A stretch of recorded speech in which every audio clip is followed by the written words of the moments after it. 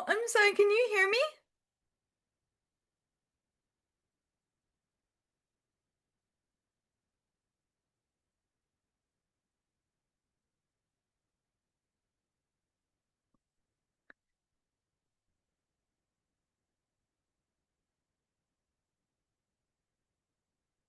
Oh, we're muted. Oh, there we go. Can you hear us now?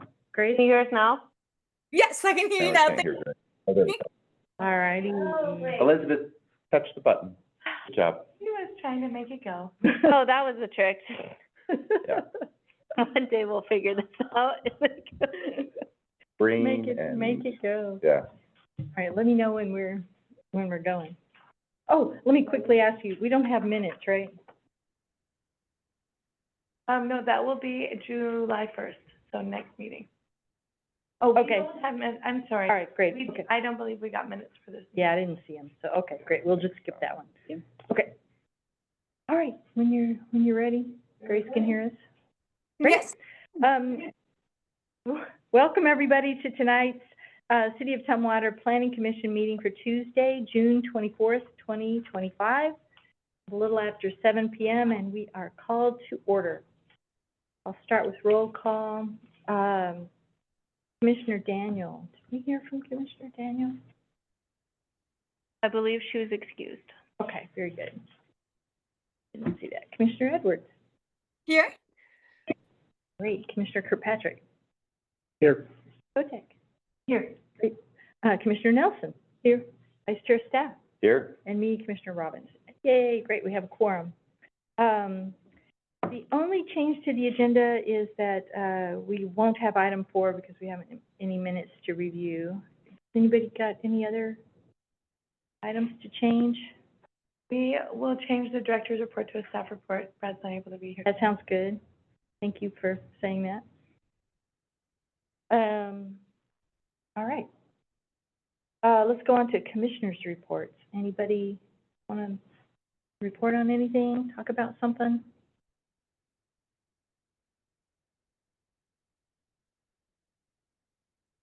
All right, not shaking heads.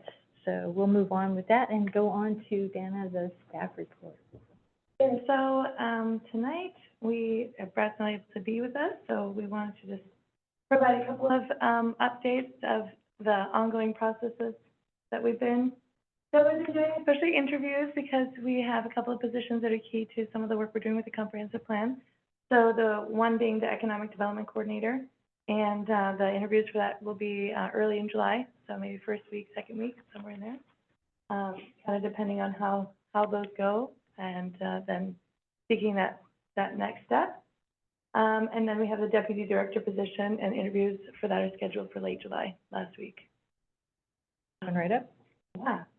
And then, I believe we got a cancellation notice for the August 12th meeting, so we won't be meeting August 12th. And, I think we have a follow-up for land use potentially scheduled for, the July 22nd meeting. Kind of depends on how tonight goes, and if you want to talk about it more. Okay. And then I think we have some more follow-up time for housing scheduled. Is that right, Erica? Right. So then July 22nd, we're gonna plan to go, but tentatively, if we get things wrapped up and you guys are feeling comfortable, we may cancel it, but for the time being, it's on books. And then if you had any questions for us, we can pass them along, but otherwise, this is us tonight. Great. No, I think, I don't have any questions. Does anybody? Super. Let's move on to, I'm so go ahead. One thing, I did pass out a letter from the Olympia Master Builders Yes. about that, and that was some, feedback that was sent. Now, we had some back and forth with OMB. They made comments based on previous drafts. Right. So we wanted to let you know that, they're reviewing the current draft and will send in, any changes they think are necessary, but they did think that these comments, warranted, note and discussion. Very good. When we get to, our next item, or 8 rather, if there's something relevant about either what's in the letter or what we think they're likely to say, can you bring it up? Can you, Yeah. weave it into the... I will try my best. I will try my best to Okay. find. because the references are in different places, I might not catch them all, so. Right, yeah. Well, that's fine. Just want to, Yeah. fit it into context while we're discussing it. We've also had communication with Tom Schrader. He is preparing a proposal for a client for an amendment, but, we are hoping to, we have closed the process for amendments until after the comp plan is done because of all the changes we're making now, and it may impact on what change they want to make. Can you remind me who Oh. Mr. Schrader represents? I can't remember the name of his firm, but he is a Is it developer or? developer. Mm-hmm. Thanks for that. All right. Thanks, Dana.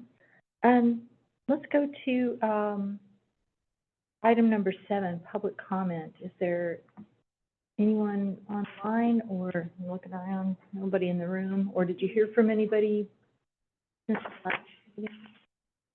Beyond, the Olympia Master Builders? We do have 2 attendees. Oh, great, great. I can't quite see their name. There's glare and it's just a little too small. We have Mr. Lester. I've just promoted him to speaking. Okay, Mr. Lester, is that a miss? Mr. No, or? no comment tonight, thank you. Oh, great. Well, thank you for taking the time to be here then. Absolutely. And, we have a phone number dialing in. I believe, is that us? I'm not sure, but I'm gonna allow them to talk just so that we Okay. can be sure. Hello there, caller on the line. If you can, if you would like to address us on any general matters, if you could state your name and where you live, and if you represent a business or other entity.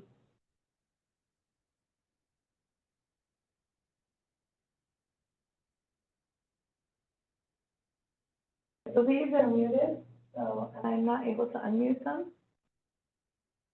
So, All right. Well, I'm glad if it's not us, that's not our phone number. I don't. I'm glad there's another person attending. That's good. All right. Sometimes the Jolt newspaper dials in. I don't know if that's their number though. Okay. All righty. Great. Well, thank you both for taking the time to attend tonight. Let's go on to item number 8, our 2025 comprehensive plan update for the land use section, the discussion on land use. Great. So, for the record, I'm Dana Bowers. I'm an associate planner, and I'm here to talk to you a little bit about our land use element and provide you with some details about it. So, tonight we don't have a PowerPoint. We don't want to exhaust you with PowerPoint. And this really is a point of discussion. We have some maps that we're going to look at together, and we do have some kind of overall general, like, land use is pretty darn connected and pretty darn large. And so I wanted to start out with just a couple of kind of reminders of what that looks like and how that fits in with everything else. So, you know, land use is all about space. Do we have enough space for ... Do we have enough of this? Do we have enough of that? And so, you know, you can fill in the blank with almost all the other chapters. Do we have enough space for housing? Do we have enough space for transportation? Do we have enough space for conservation, things like that? So as we've been talking about these other chapters, now maybe this kind of comes into context a little bit more, because as the land use dictates what can happen in terms of those other activities also feed what that land use can do, especially when it comes to conservation. I'm really glad we only did that just a couple weeks ago. So that, you know, maybe some of that is still a little fresh, maybe. And if not, then we can always refer to those chapters. And if there are other tools that you guys think would be helpful, like layering some of those things on top of each other with the land use, then let me know and we can provide that at our next discussion. So just to, you know, just to kind of keep that in mind, it's all about space. Do we have enough space? Okay, so those are some of the questions we're asking ourselves. And then how interconnected it is. So transportation is connected to land use, is connected to housing, right? And they can't be pulled apart from each other, although we do in these crazy chapter things that we do. So we really want to think about how much land we have and where it is, okay? And then what gets developed there is largely dependent upon the environmental, and the environmental constraints. So like what land features are there? If we have a cliff, we can't develop. If we have a, you know, as we see on Tumwater Hill, we have a huge, you know, piece of bedrock that can't be developed on easily and needs a lot of work to do so, right? So those environmental constraints are one thing. Wetlands, you know, in some ways represent an environmental constraint. You know, we want to protect them. We don't want to build on them, so we want to work with that and use that. And those environmental constraints are supported by zoning through the development code. Does that make sense? Okay. So I'm glad. I'm glad that makes sense, because I think, you know, it's good to see how we inform, and the development code really is the how we're going to carry out all this work that we're doing. So, Anna, can I quickly interrupt just yeah. to clarify? And this is maybe kind of basic, but the zoning is actually by ordinance, right? And the comp plan and this element within the comp plan just sets the stage for that ordinance, right? And Well, we will adopt this by ordinance as well. okay, Yeah, comp plan is going to be adopted by ordinance, and then the zoning separately by ordinance. So they have the same, level and same weight, just at different scope and scales. So when you think about comprehensive plan, we're using all that we should do this. It's like what we want to do, and then again, that zoning is how we're going to do it, how we actually carry it out, what we do on the ground to make that happen. Okay. Really, yeah, and that, I don't know if we can say that enough, because when I get really excited about what we've written here, and then I also get overwhelmed saying, how do we do all this? But that's next, and Erica is working really diligently on those pieces, and you know, we're all going to be working on that for the next 20 years, and that's one of the big takeaways I have to breathe about and take a big inhale every once in a while, because we have 20 years to implement these things. This is not get this all done until December 2025. We have some items that absolutely need to be done by December 2025, and those are listed in that order. But then the other ones we prioritize, and we put in our work plan, and we schedule out. So that's where it comes in, you know, where we have that question and we're asking you, is this the right timeline? If there are things that you think need to be done by December 2025, those are some of the things you can give us feedback on. Some of them, I mean, it may just be that we can't do it until we do this preliminary step. It may be that we, you know, we have this work and we need to shuffle around what the priority order is. So, all right. So putting that in order. So the what and where gets developed, what gets developed where is influenced and largely by environmental constraints. And then current land use is also a huge factor, because we can't just put, you know, like a heavy industry site right next to a residential school zone, or residential and school and public institution area. So we're going to think about those adjacent uses. Right? Also historic uses. If this has historically been a low density residential area, and that's what residents are interested in keeping, how do we keep that feel the same for them and increase some density so that we can have some more housing? How do we do both? What's the right balance?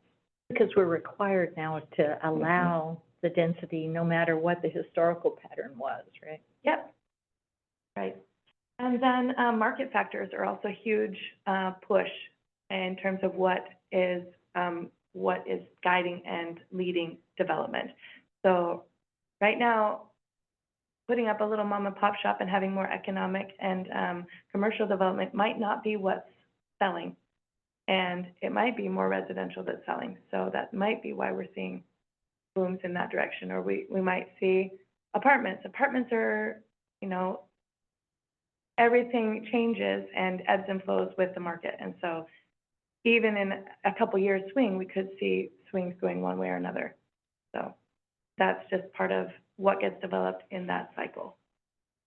And we, another thing I really wanted to point out is we can't over-regulate or over-zone something to the point where it's limited in terms of its economic capacity. It's a kind of a slippery slope when it comes to takings.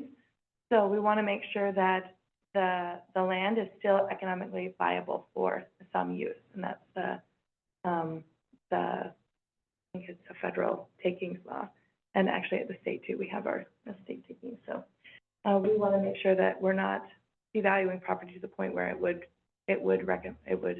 do that. So one example is we can all see how valuable it is, and even some of our neighboring constituents, our neighboring jurisdictions have seen the value of our mobile home parks. And it would be really tempting to say, we need to save more land for this use. However, if the current use is not already a mobile home park, we are taking the value of that land and dictating that that is the only thing that can happen on it.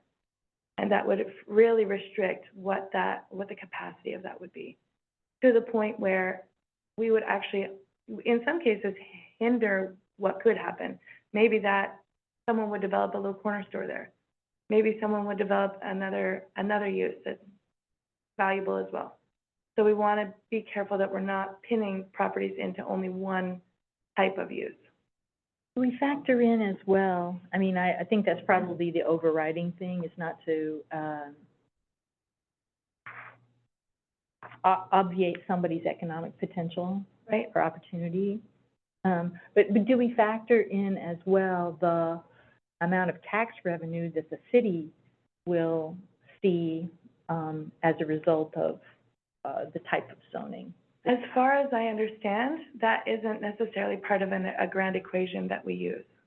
We need to see a certain amount of economic spaces just to support what we have for our community, so that we're not all reliant and dependent on going to Lacey. Mm-hmm. If we didn't save some parcels here for economic development and commercial, then we'd all be going to Olympia for groceries.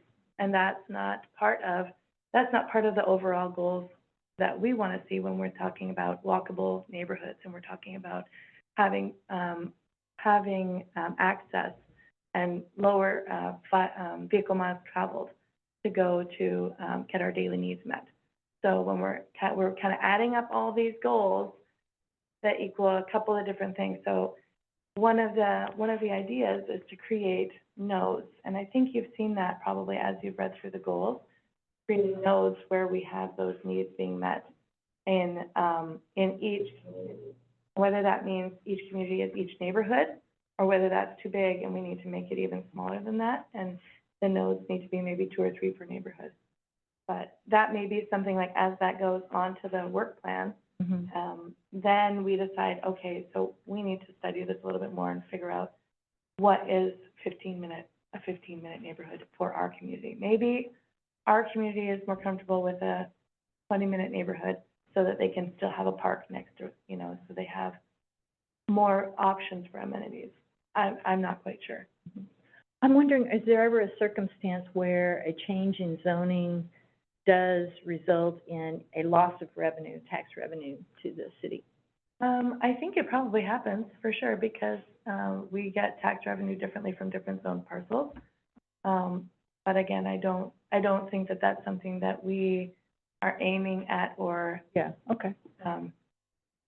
yeah. And I'm still very new to attaching zoning. Yeah. And again, the zoning comes with a development code, so that could be a piece of that analysis, but not so far as I've heard or seen. Yeah, okay. Thank you. Yeah. So a couple more points. Urban growth is what we're prioritizing in our urban area. And we talked about it for conservation, but so this is kind of the converse, where we really want to have more growth, and the growth should be compact, and that makes efficient use of all of our systems, like our transportation, water system, and it just keeps our infrastructure like the very most useful it can possibly be, and keeps the cost down for everybody. So it also limits pressure on those habitats and the other places that we want to conserve. And it increases the walkability of our neighborhoods. So that's all kind of what we're talking about, what we've been talking about. We have the 2023 update for the Growth Management Act included a couple things that I highlight to make sure that we pull out and have done in our chapter. So one of them is housing for all income levels. And where that meets this, because I just said housing, but that's in another chapter, but where that meets this is we zone for residential. So we want to make sure, and we attach in the zoning the different density levels. So we assess that density level for what can be built there, and then that's how we know whether or not we have enough space. So if we have four dwelling units per acre in this zoning unit, then we can count up how many acres we have, do the math, and then we know we have that level. So also within the chapter, hopefully you could see how we broke that out. And we said how much for this, I think we referenced to the housing chapter as to not create double two places for the same information.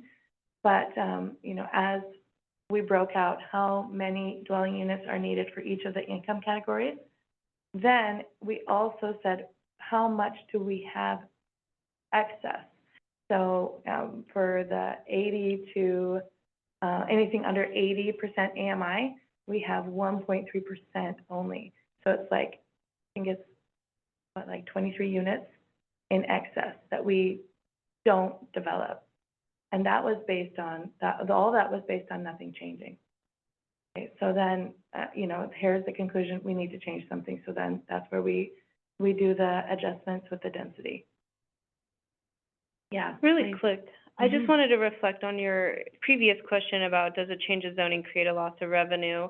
I wanted to remind the commission that we are upzoning, so more density, which is more potential for revenue for a developer. But then also with our mixed-use zoning, what we're doing is we're actually requiring people to have mixed-use development within that zoning, because we did see a lot of apartments, high-density housing, multifamily units going into our general commercial zone, where we wanted to actually change our code to protect that zoning, because there is limited space for other uses, for commercial uses. So we are, I think, taking that into account when we're updating our zoning code and looking at that with land use. I think if anything, the potential for economic development is probably going to be better now. Yeah. We're still protecting our critical areas, our open space. The only places that we are going to see the lower densities are areas next to those critical areas. So that's where the housing would go, probably more single-family residential, not the higher density and more intense uses that wouldn't be compatible. So I hope that helps. Yeah, that, I mean, the reason I ask is because I would imagine this council would be, you know, want to be aware of where, because of just, you know, how to operate the city. Yeah, Yeah. where revenues are coming All the various things, you know, where's the money coming from? And generally speaking, when there's more dense development and multi-use development, then property values go up as Right. one of the primary sources of revenue for the city. So they're going to do better, but they want to, you know, if there are things to keep in, say, the mobile home areas, zones, that tax revenue may not change all that much, and the council might want to be aware that, okay, well, that we want that more, and we will just, you know, figure out the balancing act of allowing that, even though there might be pressure to have there be more economic value. It is a balancing act. We want to protect housing. We want to keep available. Right, and Yeah. in all kind of other situations too. But, you know, fundamentally, I think that is part of the equation, since the city will need, as part of this other equation of providing services, you know, to know what that's going to take. Well, and that's why I think infill has been such a hot, like, something that we're trying to encourage as much as possible, redevelopment and infill, because the services are already there. Yeah, You know, if we get a higher density of an existing. way more efficient to provide those services, yes. And then hopefully the buy-in is that those, maybe some of the, taxes like, what is that, transportation, impact fees, maybe those reduce because they don't have to Mhm. improve that transportation as much. I mean, obviously, if you're gonna put a huge building with a lot of tenants, you're gonna need to improve that somewhat, because it's not compatible with the current use, but.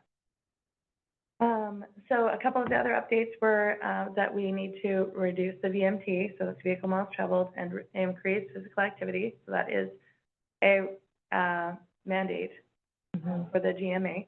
And, we have to produce estimates on density, so we have a document that does that. We have, looking at open space corridors and identifying where we have open space corridors, that connect our, conservation areas to other rural areas and other conservation areas, so that we have, not patchwork, but, a hallway.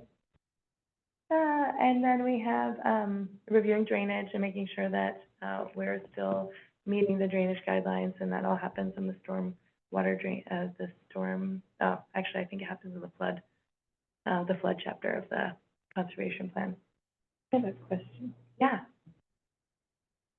It occurred to me when you talk about open space that I don't actually have a vision for what open space looks like. If I go through a development and there's a corridor of grass this wide that goes down for, is that an open space? Because it's not really usable for families and kids to Right. play on much. Well, and so open space is a very broad, use category.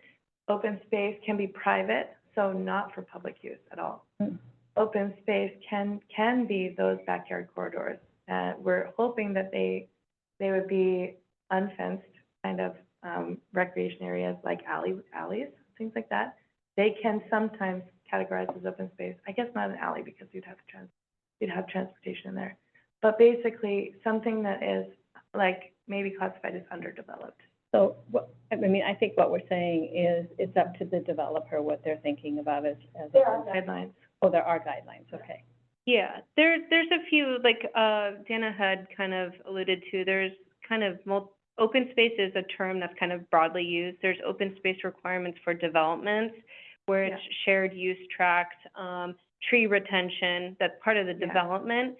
But then we also have open space zoning, so that's gonna be like Pioneer Park, Okay. you know, the zoning where it's incompatible to build housing in a flood zone on a river in such a protected space. But what we're doing is we've created a park, for, recreational uses. Or there's, an area probably around like Black Lake, you know, a lot of it's kind of, works with critical areas Yes. and some- areas that aren't developable. Well, thank you. I don't want Yeah. to belabor it. Oh, no, exactly.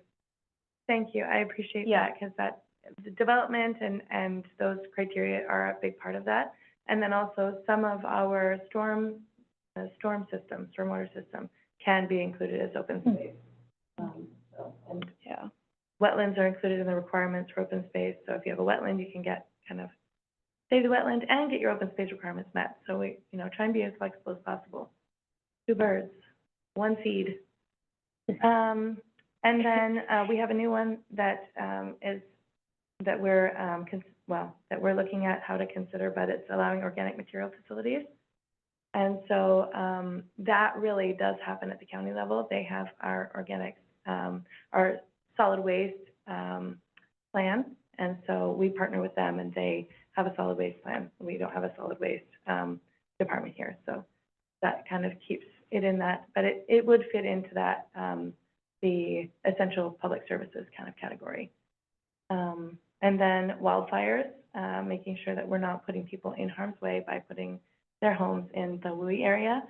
And the WUI map is not, completed yet or accepted yet, so we want to make sure that we're still working on that conversation, and when that's available and ready, then we can have a better idea of where that looks or where that is in our community.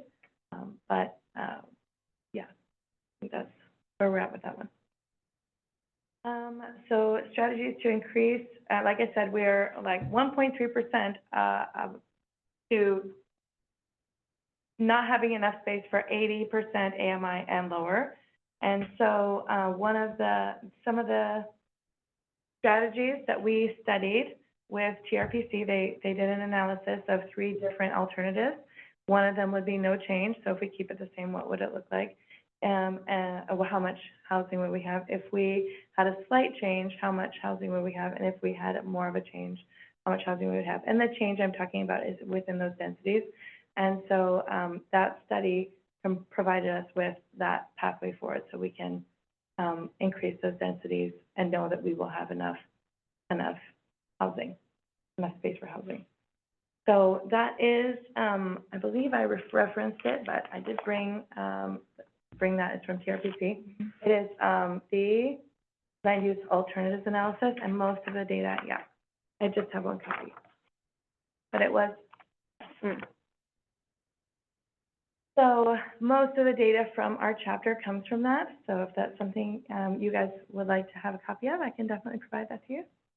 And then the neighborhood section is really a huge help when it comes to where we see what we have on the ground in terms of current development, where we see our future need, then what challenges we can anticipate, and then the recommendations for zoning in those areas. So if all the other stuff is gobbledygook and doesn't necessarily make so much sense, I'm hoping the neighborhood sections, boil that data down to what does this area need? What is here, and what makes the most sense for this area? So I'd point you there. All the other information is very valuable and adds to that story, but I think there it kind of lays it out pretty simply. That was fascinating reading. Yeah. It really was, yeah. Hopefully not too long. I got it from 80 pages to 20, so. Good. Good job. So hopefully we captured the big essence of those places. But yeah, like the other chapters, I do want to move right along and ask if you guys have questions and dive into some of the goals and policies. Oh, yes, and the map. Let's have a look at that. So Grace, I'm sorry that you're online tonight. I do have a paper map, but I'm gonna go also pull it up online. No problem. So the best way to have a look at this thing might be just to gather around. So this might be a stand up and some over here. You get to move? Yeah. Whoa, this is a first. Look at this Wow. organic table over here. Why don't we, maybe put this, oh no, because then I have to move it in the center. This is great. Do you want to pull 2 tables together or close to? Yeah, what do you think? Because it is one slide now. You could just do it long ways and just, yeah. And we can use our imagination. Grace, I'll pull it up for you just now. So this is pretty much what we currently have without too many adjustments in terms of where the land will be changed into different zoning. So there were a couple of things that were more clerical. For example, I'm just gonna pull it up. So that's all along the river here, the Deschutes River, the golf course, the park, those little pockets here and Little there. pockets. All right. Yep, that's Kenny, yeah. That's the park. Yeah, and then maybe this. Oh, yeah, because that's the elementary, so this must be the park and then the Bible camp. I always love this little section right here, how it's. Oh, the school, yeah, the college, yeah, we have an island. Yes. Yeah. So Grace, this is what we're looking at. Can you see it? Oh, I do need So to. yellow, that's the low density Ah. residential, the bright yellow. So that is closer to some of these open spaces and out where we don't have Wait just a infrastructure. minute. So that's sewer, water, a lot of these areas in the urban growth areas, this is the urban growth area line, you have no buses, can be higher density, And this, looks like Tumwater Hill. yeah, Tumwater Hill, but is it higher density? I can see lighter. You. Okay. The combination, actually. Yeah. Of should single have- family. We're talking about homeowner yard. If it's too similar, you know, that's a comment you could provide visually. Yeah, because to me, looking at it's this a little yellow hard to versus discriminate. yellow, especially with all of the streets, Grayish yellow. it now diminishes the color yellow even more. So to me, that's confusing. Especially in Yeah, your that's true. Are we keeping Tumwater Hill low density? So we only have three. We have our, Tumwater Town Center is this beigey color. Okay, And then we have the residential sensitive resource, so that is this yellow, okay. okay? And then all this yellow is the low density. This is all one shade. The reason this is a little darker is because there's no shade in the background, so I could turn that off. The contours, yeah. Oh. Yeah, that's the only reason this is a little darker. So it's And interesting see this- because you have a whole bank of Yeah, kind of, Montana. Yeah. Hill, The and whole then you have hill. all the new ones that Oh, came yeah, in right by the Tumwater elementary Hill, school. Yeah. you have all of Yeah, those new it apartments. feels like it needs to be done. Let's see here. Now, when we're on Barnes, now consider too that this is part of Barnes. Right through here. And this is the orange, this is high density. Oh, This is- okay. So this is where you're. So I may not You're, even know no, where it's I am. oriented, Yeah, Yeah. medium, I'm sorry, medium density. Okay. Yeah. Medium density here. that makes sense. So this is Barnes, so it's what is it, seventh that leads into Barnes? Yeah, this is seventh of these Yeah. in Barnes. So then once you get up here, Yeah. here's Montana. Okay. Yeah, Yeah. the Montana and maybe. then the other new apartments. Exactly. Got it, okay, Yeah, all right. that makes better sense. It could be because of those slopes too, because it is, I'm not sure the. Terry has a mental picture of all this. I know. Yeah, that's interesting. Drawn to that as soon as I came in the door. So are you guys still thinking that this looks inaccurate because there should be more medium, or now that? Oh, no, it No, it- helps to know where I'm Yeah, talking yeah. about. I think, yeah, I think you're right. We thought that Landmarking is this tricky. was this. Yeah. Yeah, exactly. So this I makes thought more it really sense. was. Yeah, Barnes really does curve. Oh, yeah. and this is the proposed Future future land use, so so what we're seeing about? here, these are all parcels that are existing. We're talking So about it's just to help the low drive density, development in these low density areas. residential But here, like I am medium seeing the density slopes residential here on the backside of the hill. That's the elementary school, so if we're talking about that And you're talking all that rock as well, right? Exactly. Here. Yeah, Which makes exactly. it- I mean, there's not Well, a and lot of land honestly, left on. Some of that might be even over here into this, Okay. sensitive resource area, residential sensitive resource area. Meaning we don't want to build. Well, this is, The that's, water tower and. Meaning the you know. resources. this make it is so that it Crosby can't be right something here, Oh, Yeah. okay. and this is where some of those triple, or I think this is the triple decker housing that we toured in person. Mhm. Is all right here. Mhm. Yeah, this is the backside of Crosby, Okay. that you guys went this Yeah. way, and this Yeah, is we've that been on a tour, and there's the Mhm. three-story, exactly, three triplexes. yes, exactly. Have you ever done one of these maps that show when specific developments dates? I think we have something like that. I don't know that it's necessary, it's just fascinating. To view over time, how it happens. Well, yeah, how quickly has, Mhm. has, Tumwater grown, I particularly know, in the one to the see- last, since 2000. In my opinion, the one to look at is the annexation, Mhm. because you can literally take a, Uh-huh. Yeah. and it would have been the ones that were the bigger developments. in some cases, yeah, they probably preceded. With some older places, so that weren't in the city. Yeah, there definitely are some of those as well. Geodata has a nice, like, 3-year interval kind of mapping too, if you do the aerial. And the aerial, and you can just watch it. Yeah, if you do show all. So you can see the year, like the year track on a scale down here, and then you see how it changes. Well, it's just fascinating to see the predicted growth of elementary kids. This is behind the airport. Yeah. Oh, This is got air- it. Okay. This is UGA still too. Okay, so this is all UGA. Oh, Yeah. yeah, it's outside that boundary. Yeah. And where's the neighborhood that, did I read it, or did somebody say it 2 weeks ago, that was an area hard to kind of develop because they were in the wrong place of the takeouts and like Oh, yeah, right up here. So anything up in here is gonna be tricky, and anything over in here is gonna be tricky, especially for residences, and that's why these are the two zones that we have for, yeah, for play. And then this over here is all locked down by the airport already. Yep. But that's because this, this is going to be also the same, and basically anytime you're off these edges.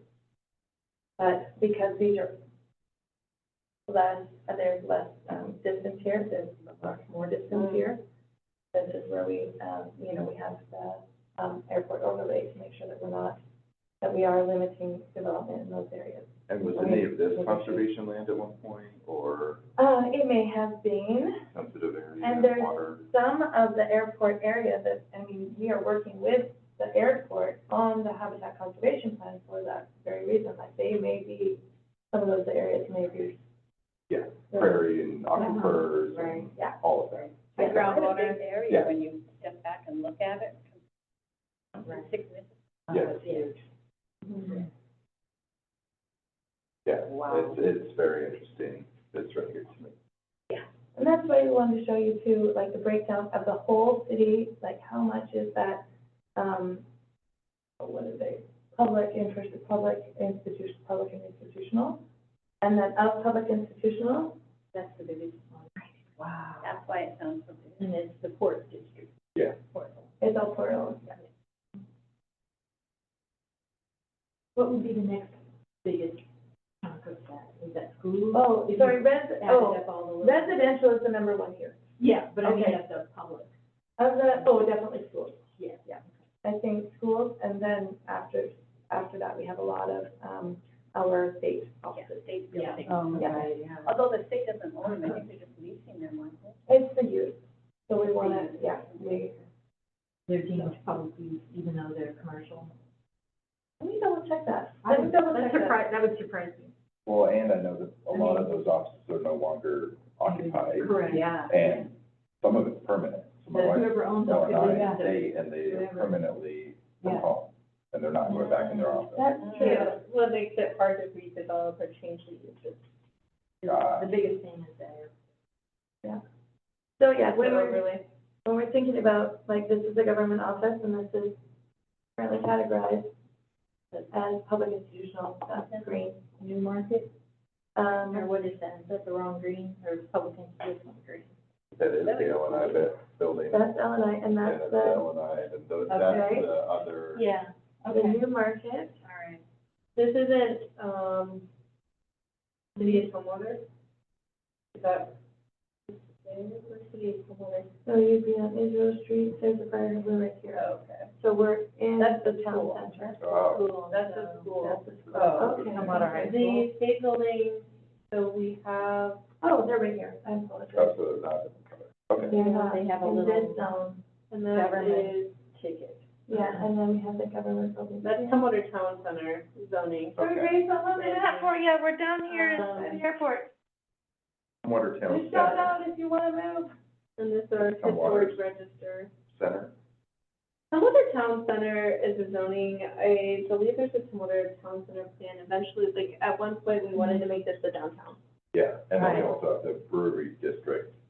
Yeah, we're. Plan. Brewery district is a little bit of a different, so, right, the capital. Is that the Brown? The brown is the, Brewery brewery district, but then I think this purple here is where we have the craft. That's And craft, mixed use. but we're talking We're talking, over. yeah, this is right there. Custer, this is, Cleveland. and this That's is Capital. the brewery plan that I'm Yeah. talking about. Oh, yeah. Essentially downtown Tumwater. I think that brewery plan has more of a walkable, Okay, like, more for mixed that. use. I mean, in some ways, I don't know that we're, like, when we talk about a town center, we're talking about where's your city hall, where are your public services? Okay, Okay. I think that's a very Okay. clear That's really- distinction that yeah. the city needs to make. Yeah. Because I'm thinking something totally different. downtown Tumwater Yeah. is the brewery area. Yeah. And Yeah. people are excited about that. If you were to tell people, that, okay, this is where big government buildings are, or city buildings are, that makes more sense. Because I've been told, no, this is supposed to be Tumwater downtown, and it's like, what? extent, the downtown area is going to be one of those, like, I discussed the nodes. Yes, no. So one node here with, and the reason is, I know right now it doesn't look like it, but we already have so much of that happening here.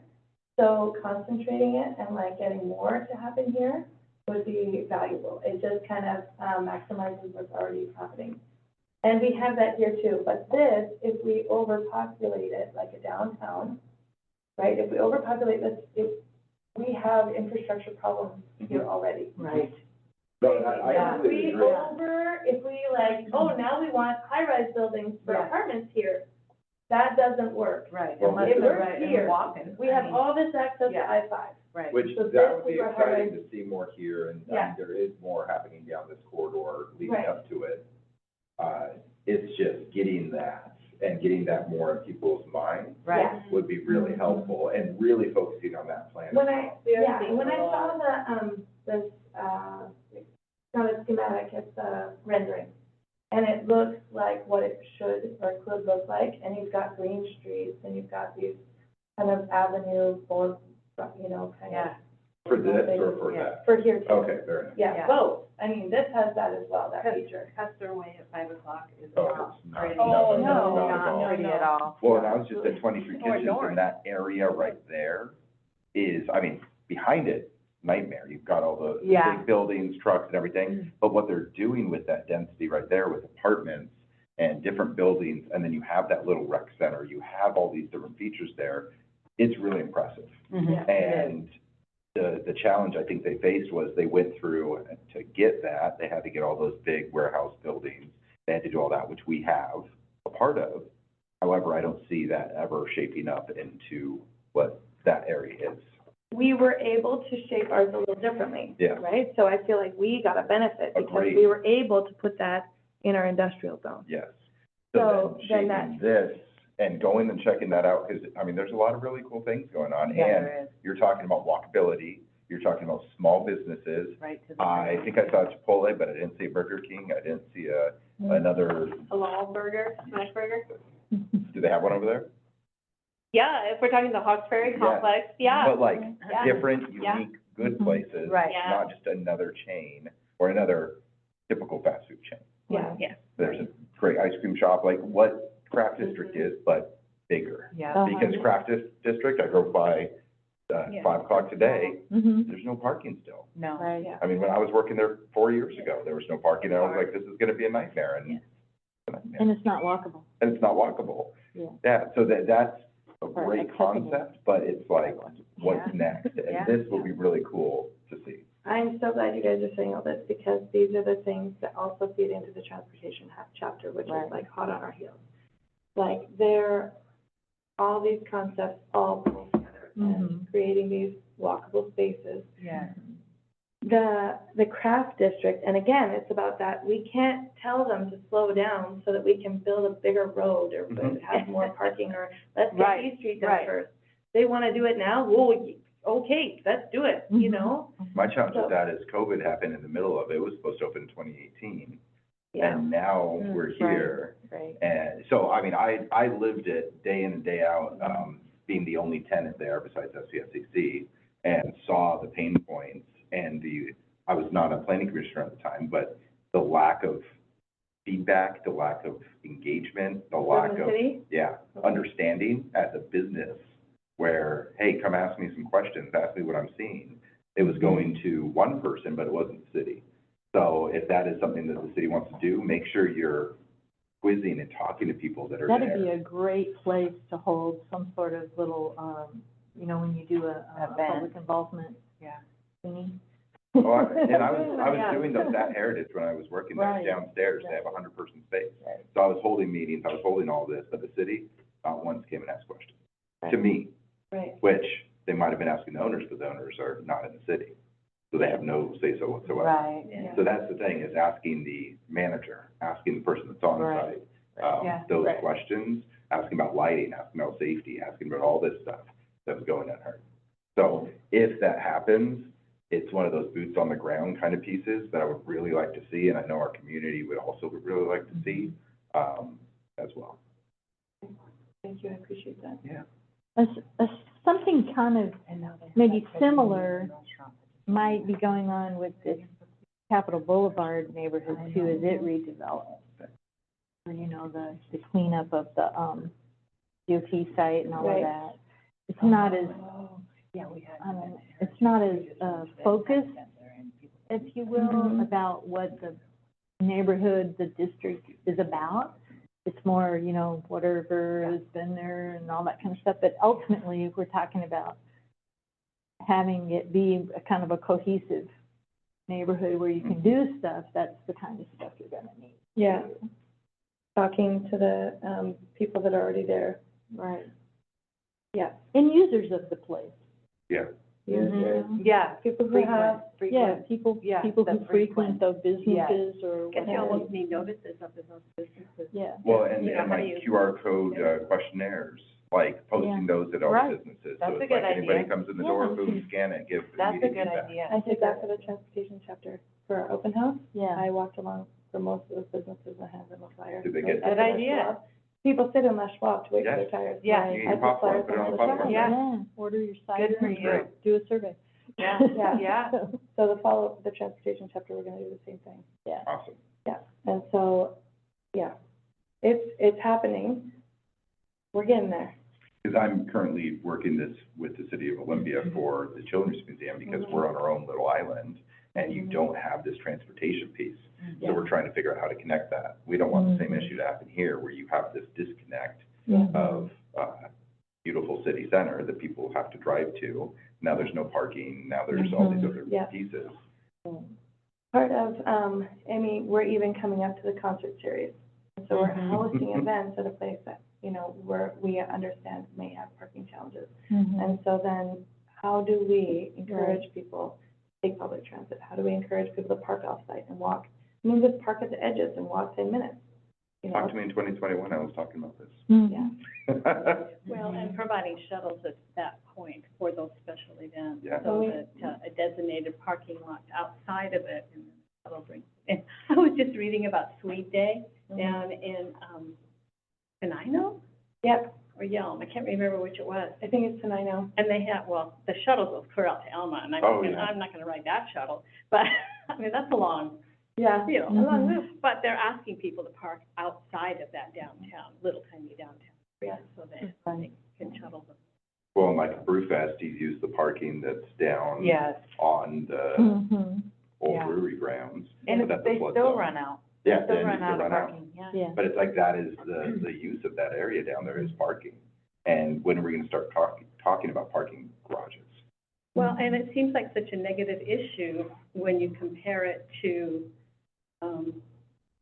not having parking for all of the density areas, which I just so disagree with. Just because you live in an apartment doesn't mean you don't have a car. Yeah, well, and And that's, there's a whole bunch of reasons that people don't take public transit. yeah, And parents with young kids, I'm sorry, yeah, you want to be able to put them in a car, so.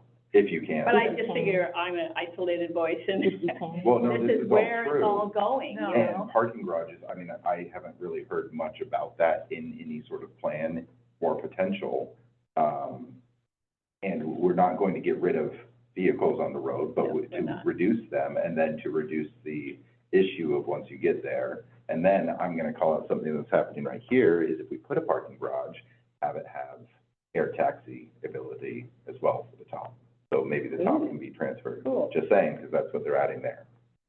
Oh, is that? Yes. So Yeah. they are developing that there. Yes, but what I'm saying is if you put a parking garage in the city of Tumwater, also look at being able to convert Use the the top top. for air taxis. That's That's really interesting. neat. Autonomous air taxis, electric helicopters essentially. Oh. So it's coming, it's right around the corner, there's a reason they're doing it there. I've been touting it every single meeting I go to. Something that the city should look at, especially to have a hop, from SeaTac. And to have people come here to go to Olympia, Yeah, would to be go crucial to- as well. Our event. So The in terms future's of, only coming, actually, the It's Jetsons are almost right around the here. corner. I just said that to my VW just husband beat the other Tesla night. to an We autonomous, were at the VW. Jet So it's right here. So that's why I keep bringing it up, because if we're talking, reducing transportation and reducing these different things, the air taxis, the autonomous vehicles, they're around the corner. It's not something that is so science fiction-y anymore.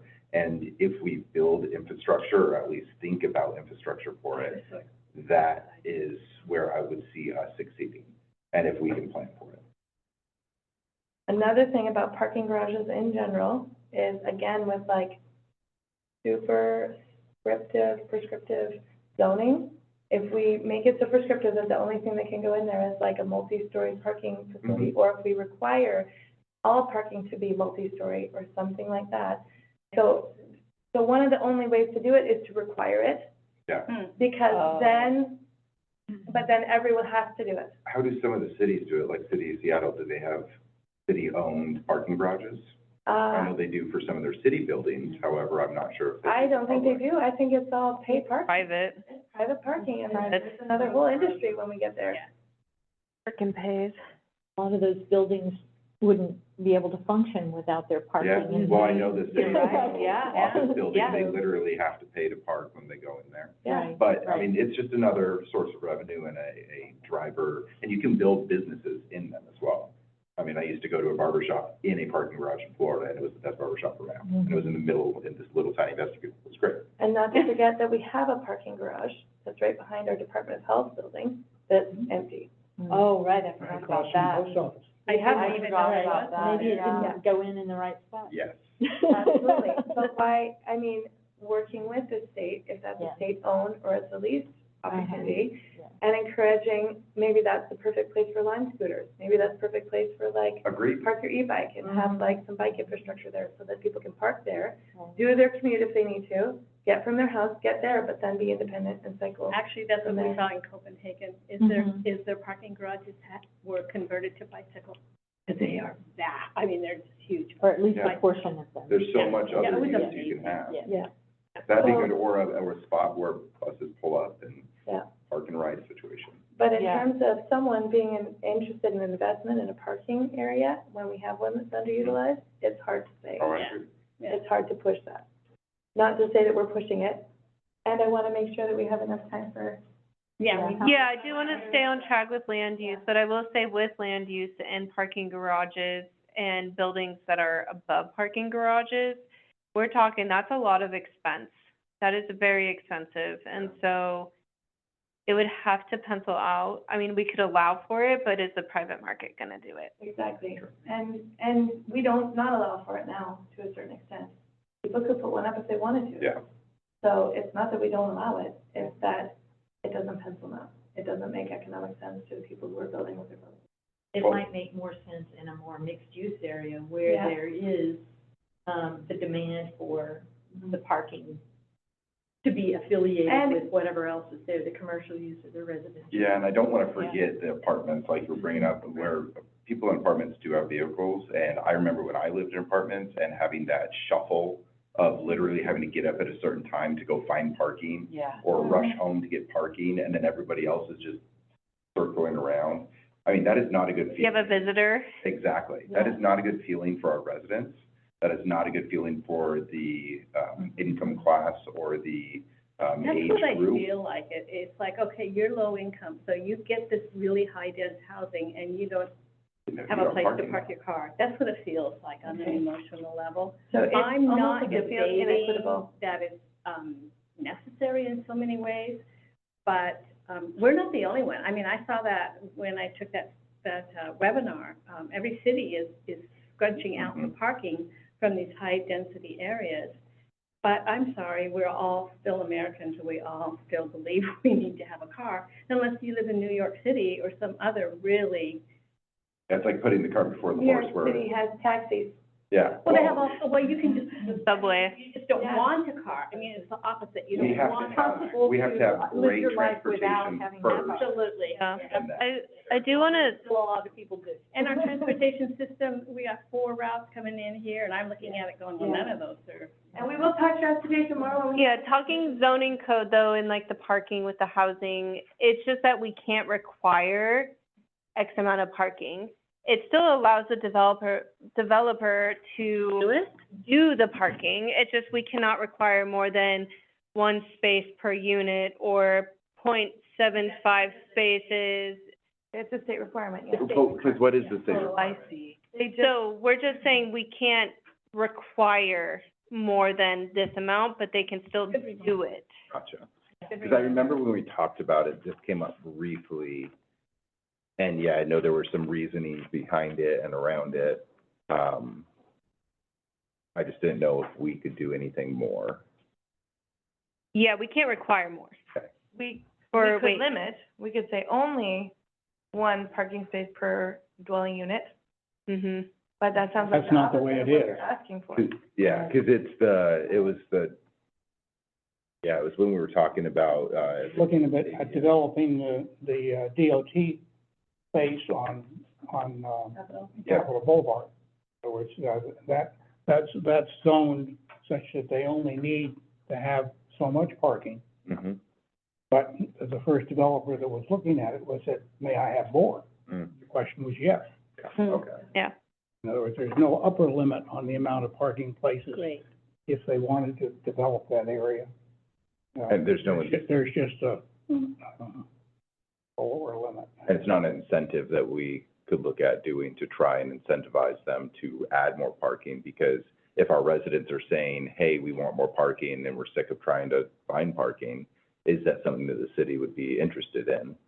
It's a balance again, because then with impervious surfaces and hard surfaces, you're Stormwater. triggering stormwater drainage requirements for how are you gonna manage water on that hardscape? Yeah, okay. So I feel like, I know it's all balanced and you move one piece Right. and then it throws off another piece. whatever pencils out the best. Yeah, no, exactly. It's just as long as we talked about it and brought up the consideration factor and Yeah, thinking about the equitable, transference. yeah.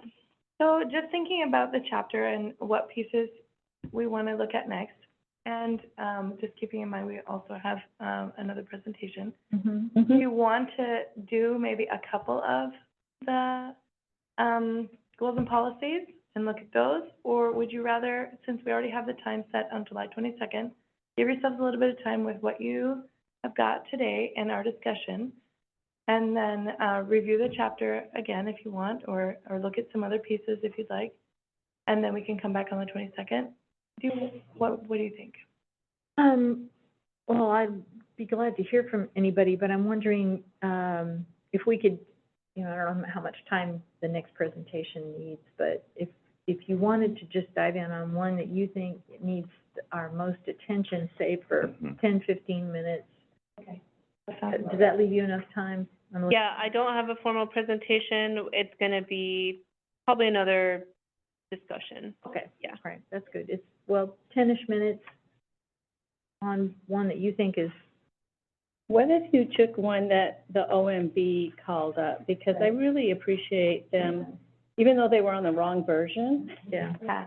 it was like, okay, these guys know what they're talking about. They come to you all the time with different proposals, and so it sounded reasonable. Well, and the permitting timeliness Mhm. is something that we've Right. brought up before and we've talked about before, and how to streamline that process as much as. What is it? Permitting Oh, yeah. The 90 and days. timeliness and, everything around permitting. Talk to anybody about that, they're like, Mm-hmm. And I know that there's this difference between city and then yeah, people that want to build stuff, and people who want to build stuff want to do it as fast as possible and as simple as possible, but there's regulations that do need to be in place, but also how do we streamline that? Right. Because we keep hearing about it over and over again, and other municipalities are also hearing about it over and over again. Where is that balance? It wasn't at this meeting that we talked about AI being used to do an initial screening. It was at this meeting. Okay. I brought that up, To do and, some. Brad said that he was not looking into it, but, I think he read That's right, they something were about it, talking and he about was, it. he was Yeah. like, it's potential for something. Okay, so what you're talking about with the permit review is, goal LU2. So go ahead and.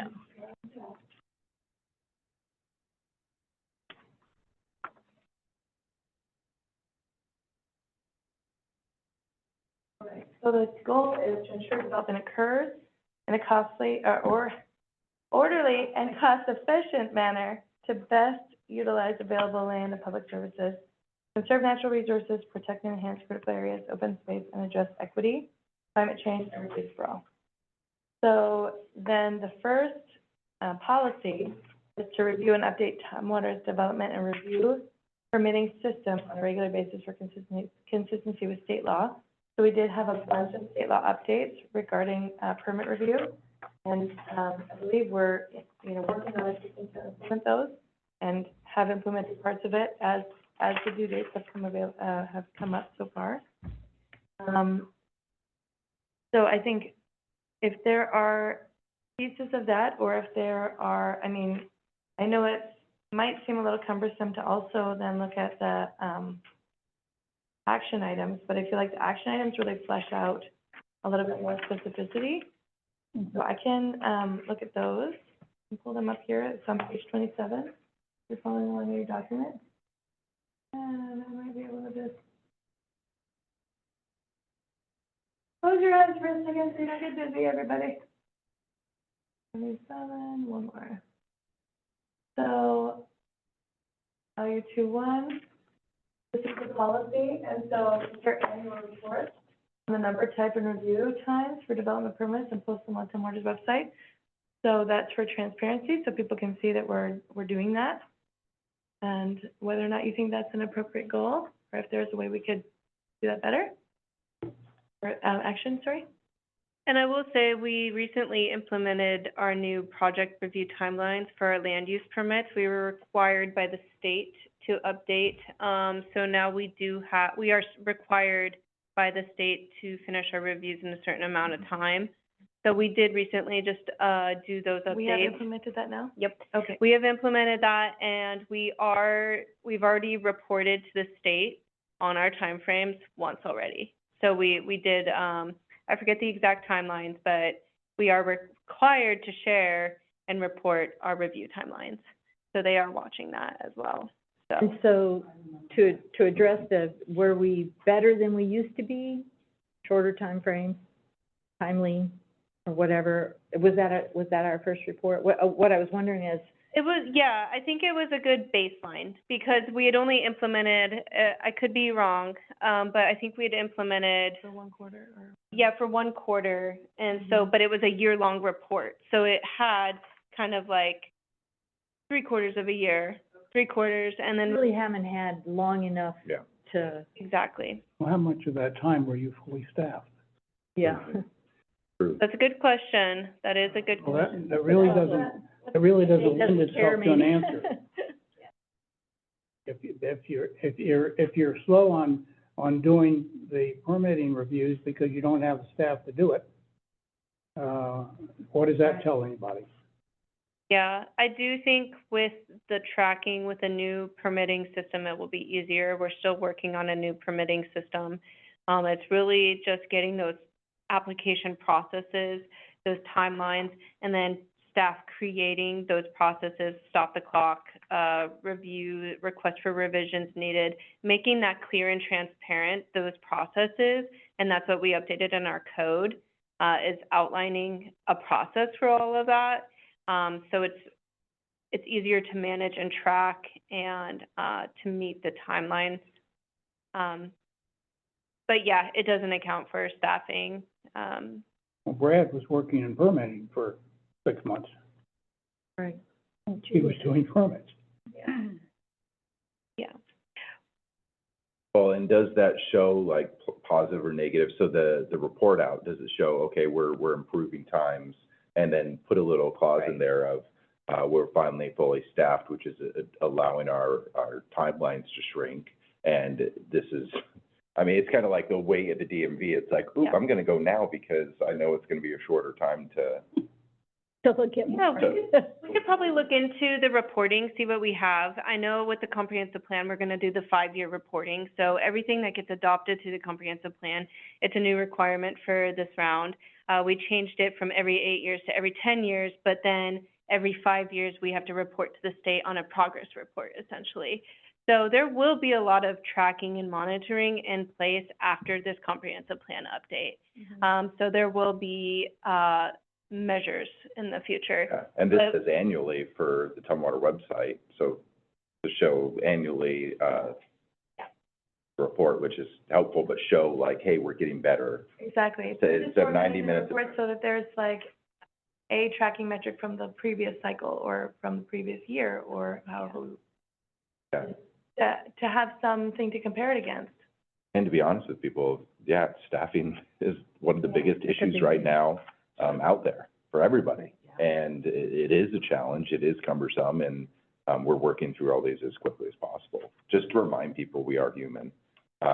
I think that is one thing that in my whole career in hospitality, it's like, you're yelling at a human being, not just a name tag, not just somebody that happened to step into work today and they do not deserve your views. So that's something that I think is worth calling out when you do report out on numbers. Yeah. And I think that a lot of this does cover that very first piece of the permitting timeliness. So that's why I want to bring it up, because I knew that there were movement Right. from the previous one. So thank you. Absolutely. And as Dana mentioned, and Brad, I think, did too, in his email out with this, is Yep. that, we may see a little bit changed, comment, yeah, after they look at the Yes, exactly. newer Completely agree. material, right? Yeah. And realize that, you know, the city has tried to implement some new timelines. Mhm. Let me, do a time check. I think we can, Okay, I'm ready to. so we have, another item, implementation action item. Okay. Is, using the information generated by the annual reporting to assess, and it says, and the experiences of applicants. So gathering information from the experiences of applicants. So that's a move, that Tumwater is, or what Tumwater is moving toward by analyzing both qualitative and quantitative data, and not just having numbers, but also having real on-the-ground experiences to go along with those numbers, because it's like you're saying too, even though we're meeting our targets and we're understaffed, that says something different than meeting our targets at full staff. Yeah, you Right, should have an right. NPS, a Net Promoter Score. I mean, how likely is somebody gonna recommend building in Tumwater versus building in Olympia? If you had an NPS score just right up there on the dashboard, it'd be huge. NPS? NPS, Net Promoter Score.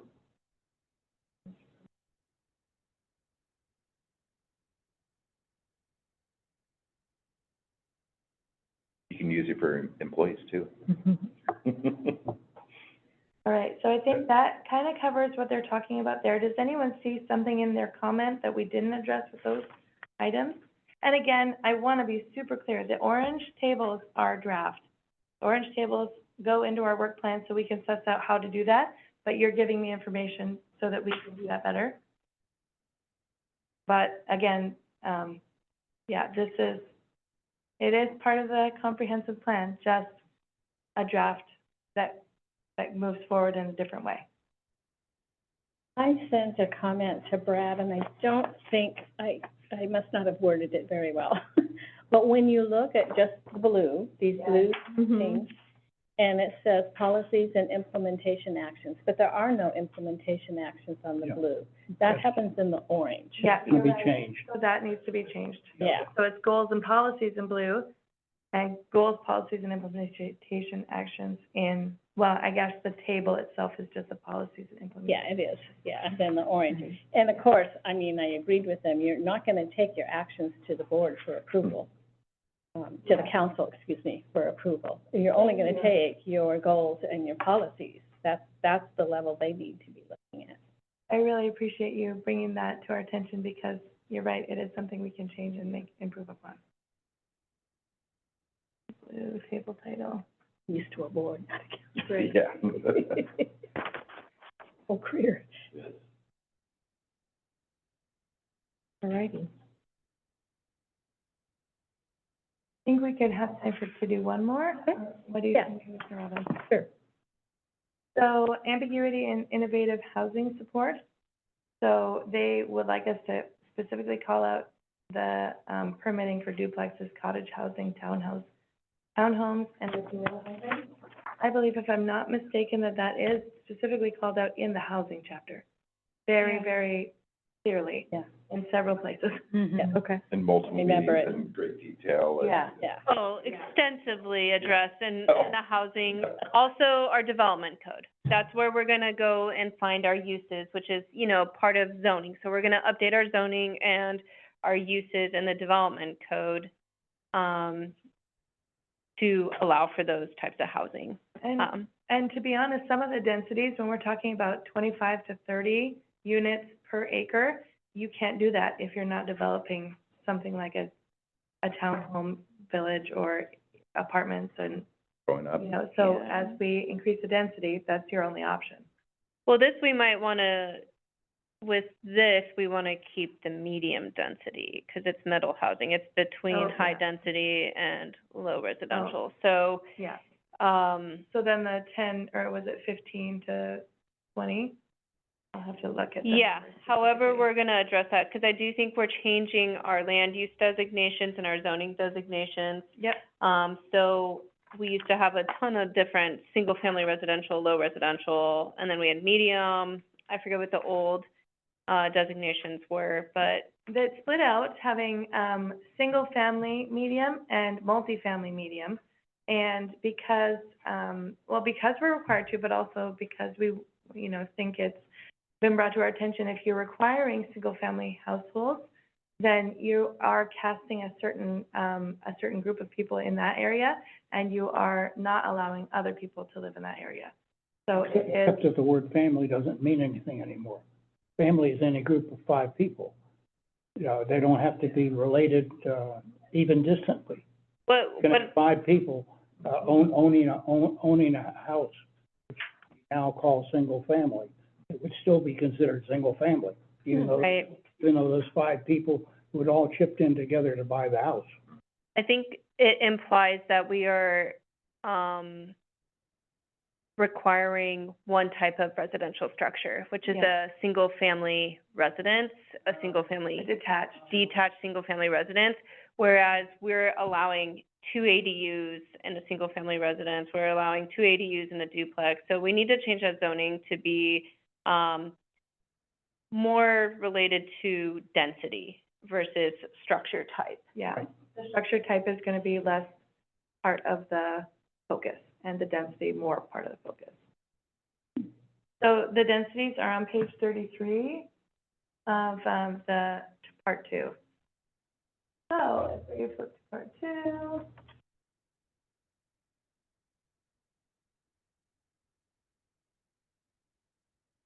And page 33, we have a table of the densities. Yeah, I'm so sorry.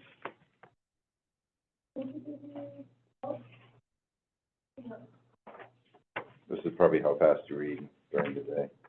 Yeah. Go from 8 to 20. I have arthritis in my finger. Unfortunately, that's just why, you know, we're at where we're at, and we're moving this forward as we can. So here is the example of, what Eric was talking about in the new density. So high density residential doesn't mean that we're gonna say you have to have apartment building residential, you know? It can be, yeah, it could be condos, it could be, so just allowing all that flexibility where possible. So if each of those units can get sold, you know, we're not dictating it has to be a certain way.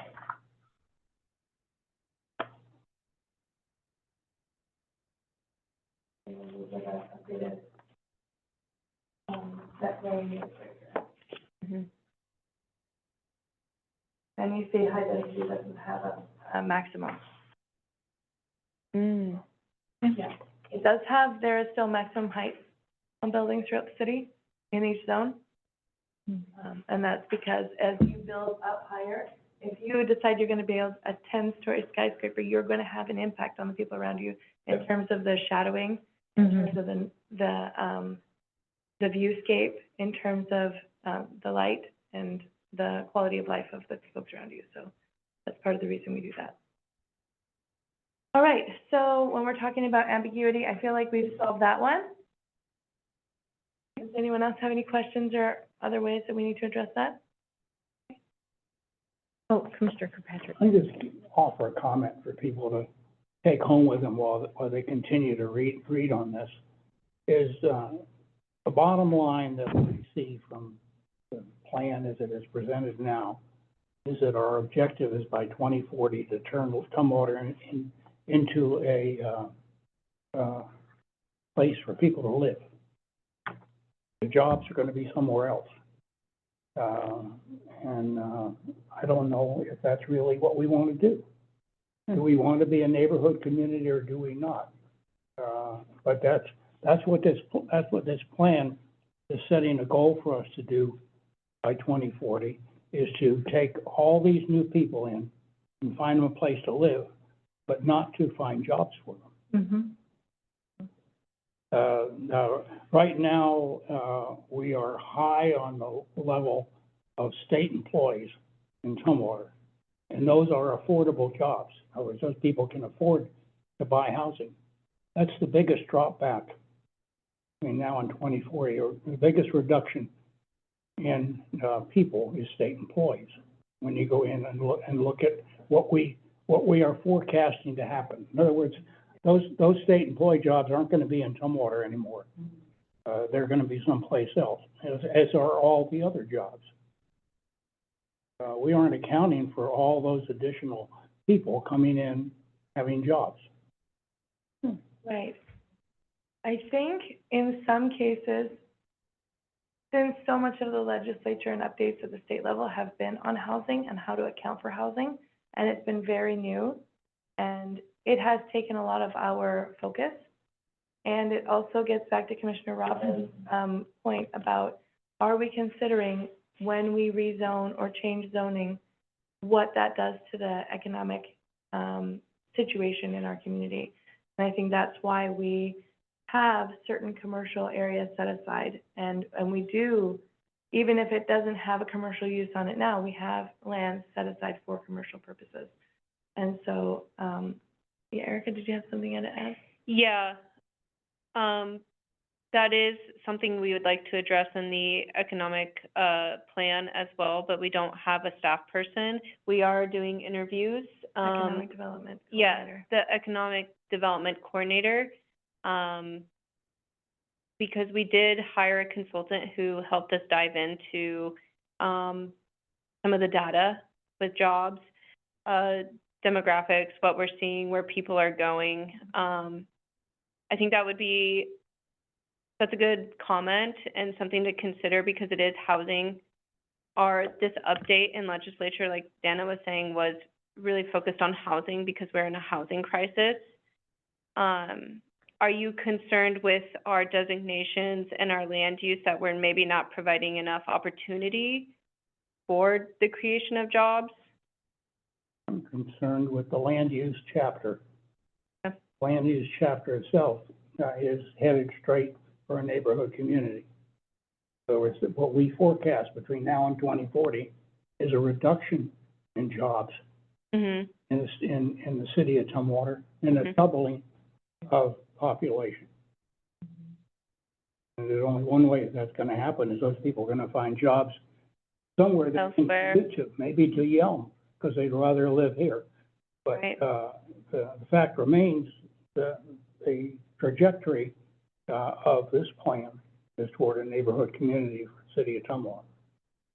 Can I clarify, when you say neighborhood community, you're talking about residents heavy and people living here and having jobs elsewhere? Like maybe, Bedroom community? bedroom community. Bedroom community. Okay, bedroom community. Oh, no, I just wanted to be No, clear that's fine. if I was understanding your term, because I wanted to make sure I represented it well. Yeah, that's what I'm concerned about. In other words, And I agree with that, and I think it also plays into what we were talking about when we were around the map, is there's no real,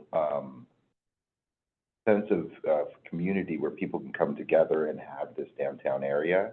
You go elsewhere to do that. Yes, you can go to Tumwater Falls Park and have a Falls Park situation, but people go to Olympia because you have the water, you have downtown, Restaurants. you have restaurants, you have all this stuff going on, which leads to lawyers, it leads to other professions building in that area, because it is a place where people will go and frequent. So without that foresight, without that thought, I completely agree with that bedroom community concept, which is what I imagine Lacey was for a while, with that big growth, and now is starting to pack in the businesses, after the fact. That's the way I view it. So it is something to keep high in our mindset, is how do we make sure we're still attracting the talent we need? Because I completely agree with you. I mean, my wife works 5 days remote and has been told, you are never coming back in the building. And she works for the state. She used to work right down the road. So that whole department is no longer needing to be here. They can be anywhere they want in the state of Washington. Honestly, anywhere they want in the country, except for Oregon, and some other places. But, that is what we are facing. At least that we know of right now. I think, certainly, things have changed to create that situation. I think in the span of time of our planning horizon, 20 years and beyond, things might change again. And I will comment as an anthropologist that Yeah. people are gregarious and they will want to get back together. I think that there will be a time when that's the case. But at Terry's point, I think is really valid about, if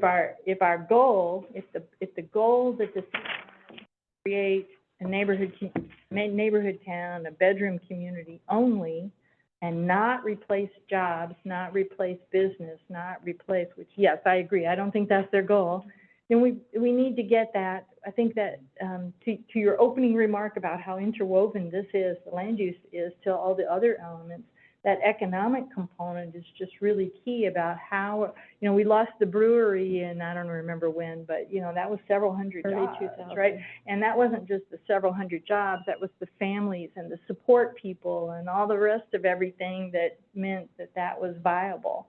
We were left then with, still the bulk, I guess, of state and county, a little bit of federal, employment here, but as the biggest chunk. And I think we had this discussion, was it last time or the time before? I was asking questions about the demographics and where we expect these people are gonna find work in their neighborhood, to walk between their home and, all those kinds of things, which is, part of what the economic development plan, I think, is supposed to try to get at. When you And focus trying, when yeah. you focus in here on the policies that are related to economic development. Yeah. They're pushing for neighborhood commercial. Yeah. We have failed on neighborhood commercial every year for the last 30 years. Yeah. What makes us believe Yeah. that all of a sudden it's gonna work? Unless we do something different.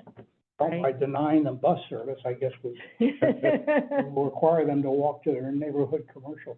Right. But I mean, to your point, if we're just gonna do same old, that is the path we're on. That's what, And but we have to recognize that that's the case if we want to turn that. And if we want to turn that ship and do something different. Yes.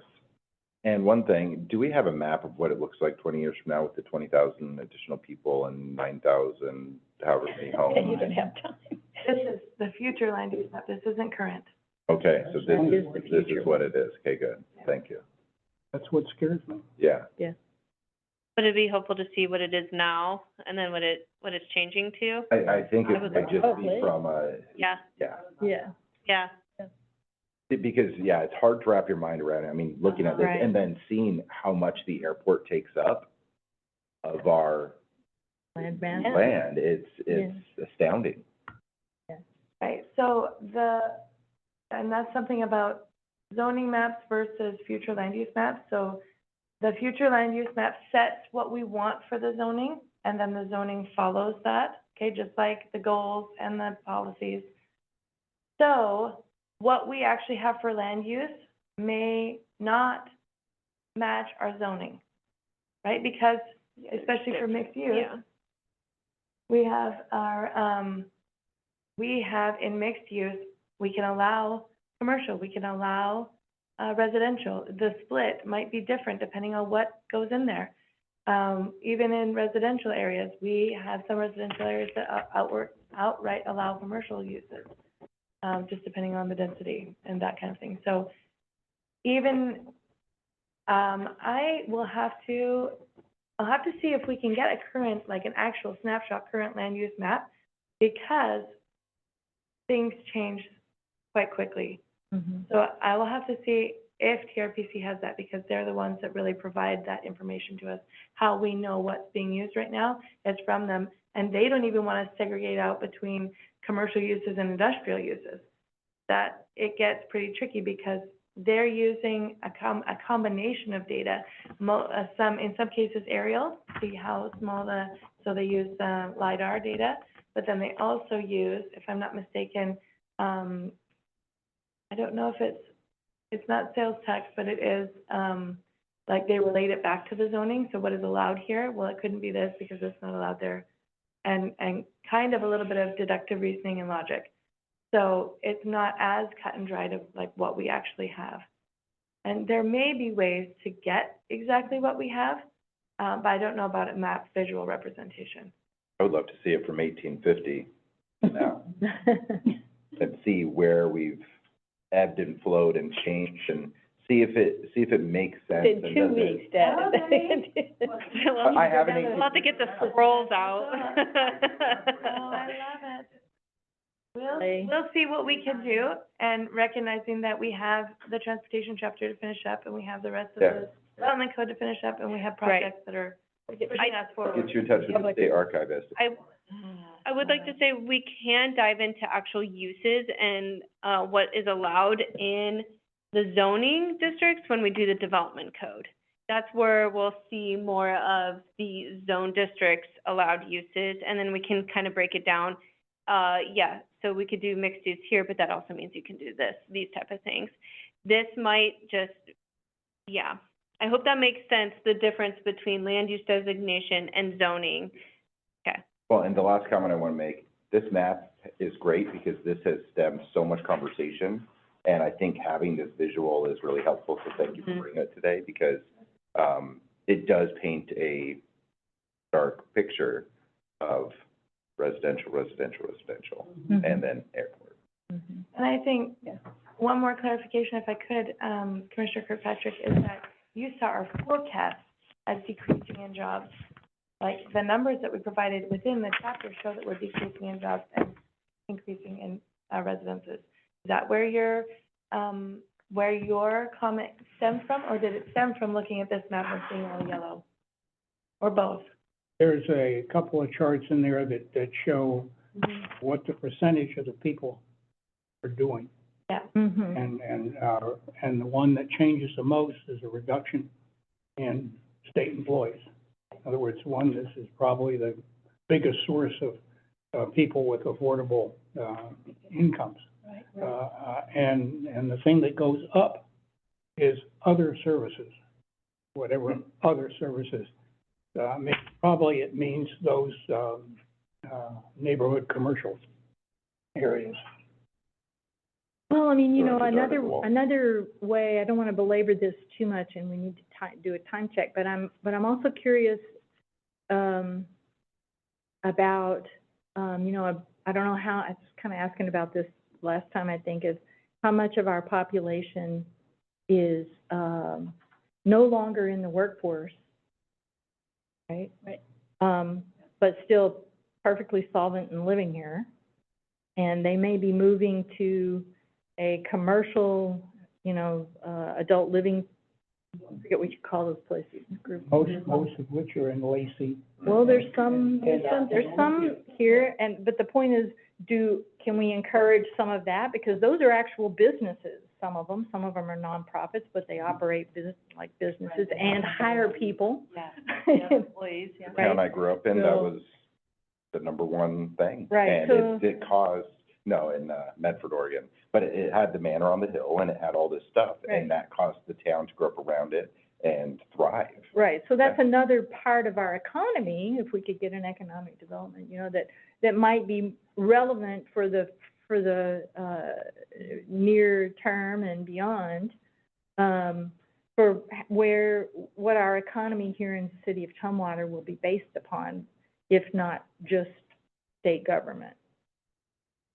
You know, so those other services could be all kind of things and not just retail. My question is, where would that be on that map? Because it takes quite a bit of land, quite a bit of planning, and then Yeah. locations around for that Right. population to visit and go Right. to. Right. And that's why you see it in Lacey, and that's why you see it in Olympia, because there are places that they Right. can even walk to, in Right. some of those. Right. I don't know that it's. It's in like a city, right? Yeah, it's a city Yeah, within they can itself, be- but it is a Yeah. high revenue generating, Yep, Right.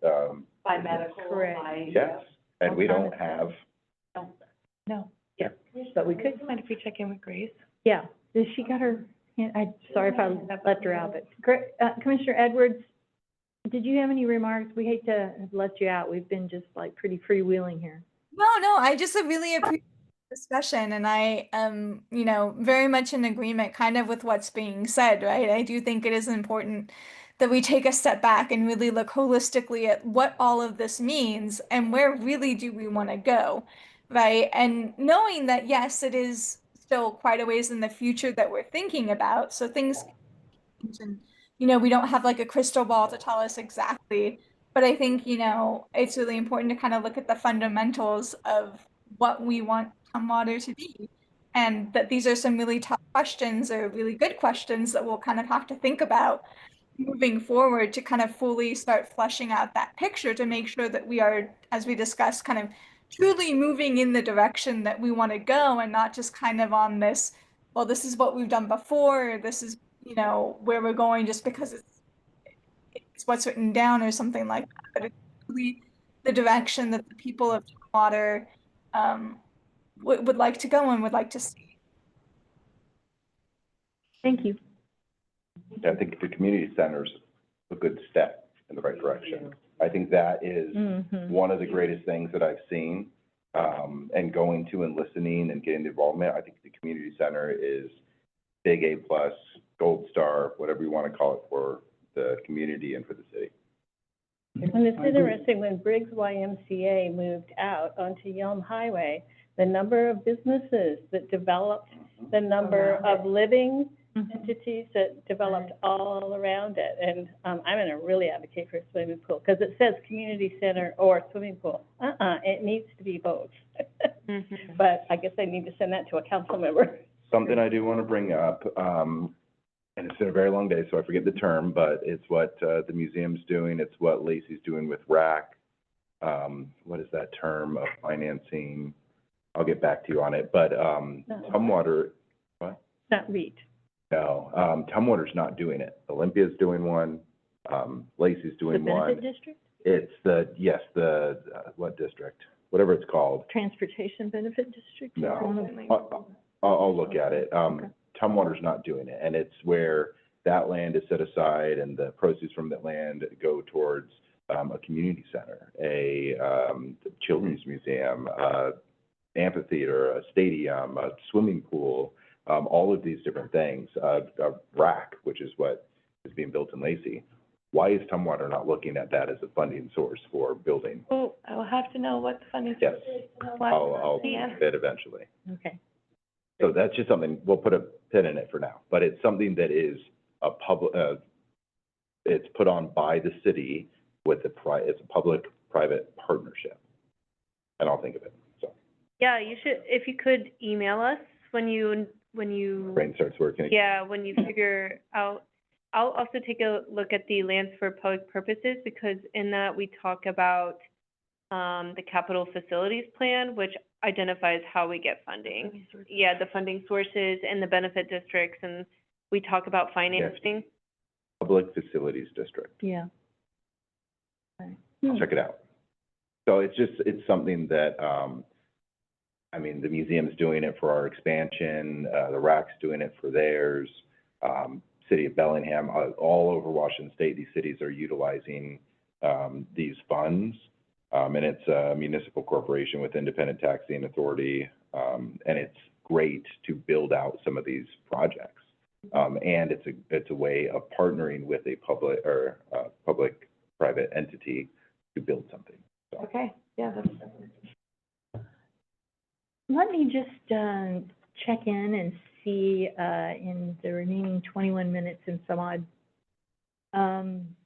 whether you think you have time, Erica, to cover the next item. Yeah, Or what we can do is continue on our discussion here or something else if anybody wants to chime in on that. What do you think? Are we ready to cut off land use right now and move to user guide? Or? Are we talking about? Yeah. Yeah, we will be talking about land use again. Oh, yeah. Yeah. If you feel like 20 minutes is, It's a good start. Because we can continue with this land use and put off the user guide, or? My only, You the only only have some thing is feedback I'm going going to the GGC with this next item, the first week of July, or the second. Okay, so, and it's not an action item or anything, so. It's not, Go, kick it. yeah. Well, okay, has Me everybody too. had their say at this point on land use? Because otherwise we're gonna shift gears and move to user guide. Okay, switching gears. Tonight, I'd like to present to you all, a user guide. You might be asking, what is a user guide? The user guide, the intent is, how to use the comprehensive plan, how to navigate the comprehensive plan. I know some of you have been here from the beginning, so we did the introduction to the comprehensive plan. You might know the whys, the hows, but what I want is feedback on what kind of public-facing document that's not too lengthy can we create to help someone conceptualize what an element is, what part 1 is, what part 2 is, what a goals, policies, and action is, and then also what should I be sharing, what should I be showing, what should we talk about before someone just opens up an element and starts from the very beginning. What I personally am going back and forth with is each of our elements, part 1 and 2, which I provided you all, hopefully you have a copy. For an example, we have very descriptive introductions on how to use part 1 and how to use part 2. So before our goals, policies, and actions, in each element we actually describe how to read that specific element, that specific part. Same with part 2, the technical information. We talk about what's inside of the part 2. So is there anything, what kind of public-facing document could we create to help just give a very broad overview, start here, this is how you navigate? I think it would be most helpful to hear from maybe some of the commissioners that came in at the end of this process who maybe haven't been here quite as long, but just any feedbacks, comments on what information should be shared. I really wanted to focus on graphics and really like short sentences, not paragraphs. So let me bring up, let's see here. Let's bring up the example. So I had actually 2 drafts. You'll see the one with the City of Tumwater City Hall. That's the most recent one, the 2025 user guide. And then what I didn't show you was my original, which looked like a part 1 or part 2 of an element. I wanted to distinguish it to make it not look like it's another element.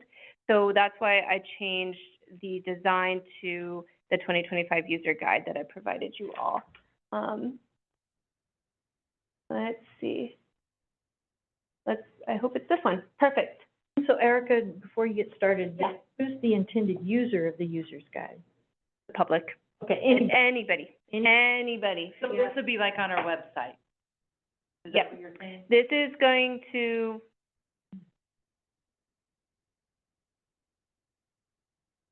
be instructions on how to read the comprehensive. Okay. That is the intent of this document. Animated video. Yeah, you know, I've really thought about how cool would it be if I just sat in front of the camera and like talked in my nice monotone voice and was just like, this is what the comprehensive plan is. Yeah, I thought about I'm that. thinking of like Epcot at Disney where you go in the ball and it shows you the city of tomorrow and all this stuff, and it's like energetic and fun, but educational at the same time. Yeah. Like, no joke, it keeps people's attention. Yeah. You can deliver information, you can deliver visuals, pictures, stuff like that. I just think it's a great tool and resource, something that, people would get behind. So, Or use or cars. digital. Or digital, and it's like, here's how to read the comprehensive plan. You might get sucked into an 80-page document that's gonna make your eyes bleed, but you'll get some great information out of it. Have I fun. think people are more inclined to watch something than read something 100%. I agree with that, Brendan, Yeah. 100%. They will, because Yeah. That's this generation right now, Yeah. unfortunately, and I'm not saying making a 30-second TikTok piece, which still boggles my mind, but a short video of a couple minutes that really go through it. Yeah. I like that idea too, just with capacity, deadlines, and what we're facing as far as staffing, you know, and with the development code update. I'm not very tech savvy. I don't have a background in digital media, creating media. I could definitely sit in front of a camera and talk and present, maybe poster boards. But, You can even make it comical, stick figures, stuff like that, like. yeah, I think whatever it is, you could I mean, I'm sure there's somebody good here in the city that has some sort of skill set. I mean, Yeah. even stop motion. I mean, come down to the museum, we have a stop motion camera you can use. But it's just like, something clever like that would catch people's attention too. And it'd be like, wow, the city of Tumwater's fun, but you're talking about some really serious, deep things. I like the balance between the two. yeah. And there may be general content things that are already produced out there. Yes, that's true. Country, That is very true. from other cities who have already done the work. Yeah. Yeah, I was going to send out in an email today examples of other jurisdictions. If that is something you guys are interested in, I can still, I'll send that out. But again, it's still there, it's gonna be words, it's going to be a few pages long. I wanted to get into what actually should we talk about that's not already in the elements? What direction is there to give? Or what do we highlight? Or what do we want to highlight? Yeah, Can I ask a question? The, school districts have to do strategic plans. mhm, The full strategic plan is pages long, okay? And it has all kinds of actions and things and measures that they're gonna do. What is put on the website, however, is very different. Executive summary. It's very graphic. It just shows the four main goal areas, in case the one I was just participating in, there were four main goal areas. And it's, I wouldn't say it's the best graphics in the world, but, you know, it was like pillars. These are the pillars. These are our values, these are our pillars, and, for the next, and they're short, they're always shorter, 5 years, this is what we're gonna focus on. Because most of the public doesn't really want the detail. If they want the detail, they'll find the detail. And I've been wondering all along if there was gonna be some kind of, way to pull this up into, just, here's your plan. We're only gonna take no more than 10 pages for you to look at it. mhm. Maybe even less than that, really. This is a guide to read the real plan. You know what I'm saying? I don't know. Yeah. The way we have our comprehensive plan structured right now is we have an introduction, Mhm. which is Oh, yeah. the overview, which is gonna be the executive summary with the overarching goals, the city's values, the missions, and how the comprehensive plan ties into it. That is more, and this is also where I want feedback. Do we need a user guide, or is this something that we could implement into the introduction, which is gonna be actually bigger than the user guide? Would it be helpful to incorporate everything into the introduction? I will go ahead, since we have 10 minutes, and pull up an example from a city jurisdiction. Other cities have kind of implemented the user guide within the introduction. I think that's why right now I don't have a finished product. As you guys have probably noticed, I left some blank pages down here for comments and suggestions. Right now, because I wanted to keep it short, part two part one, we talk about what is in each of the elements. Again, it seemed a little bit redundant. I didn't know how to transcribe or how to create processes, create what we don't already have in each part of an element. It's To like me, a it's power. like a, oh, No, you if I go. could,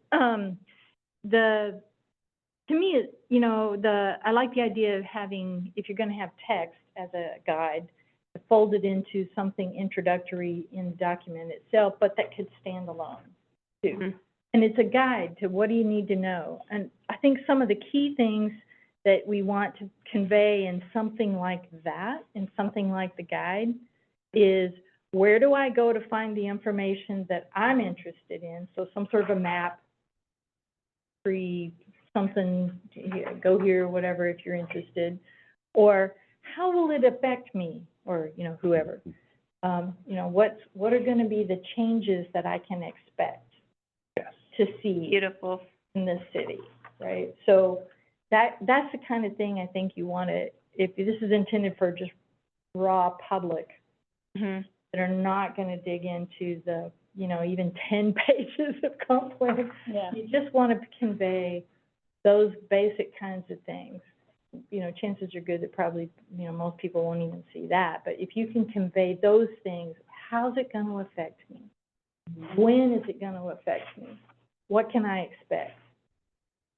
Yeah, what's the end result? Yeah. Grace had her hand up too. Yeah. Right. Good. Was that Grace? Go ahead, Commissioner Edwards. I agree, right? I think rolling it into the introduction would be really cool because I mean, for me, honestly, that's just kind of where I go to look for the beginning, right? Skim the introduction, kind of get an idea of what's going on. And then quite honestly, for me, if it's an online document, like I'll just do control find and type in like the keyword or something that I'm looking for, right? And then I'll skim the document that way. So it isn't necessarily like I need something to tell me to go to page 17 or whatever, because I'm gonna find that, right? I'm gonna be searching for keywords, or Google will have already told me when I put it in the search bar, right, about like kind of what I'm looking for in the document itself. But I think having that, kind of concise action that, minutes to read that can then help you understand what the purpose of the document is, and to just kind of give you that background. So if you did need to go into that, you'd be able to do that while still allowing for kind of that searchability and things like that I think most people who are looking at it online would want. Good. Thank you. Commissioner Kirkpatrick, and then I think Commissioner. I think, one thing that you want to accomplish with the user's guide is to get somebody interested in looking at the elements. They aren't necessarily, entranced by looking at a document that's that long. So if there could be something in here that would draw them into, you've listed what the elements are here, just a bait and switch idea of what's in this element. And then somewhere along in there, the fact that, no one element stands alone. You're gonna, if you may be interested in this one element, but you're gonna find out that some of the objectives, I'll say either policies, or goals, either one, Mhm. are not there. Mm. They're over in the conservation element or someplace else. And Right. this will give them the idea that, hey, you can't just isolate one part of this and look at it.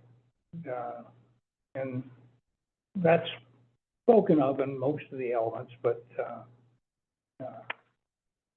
I know we're gonna have the capability of having links, so.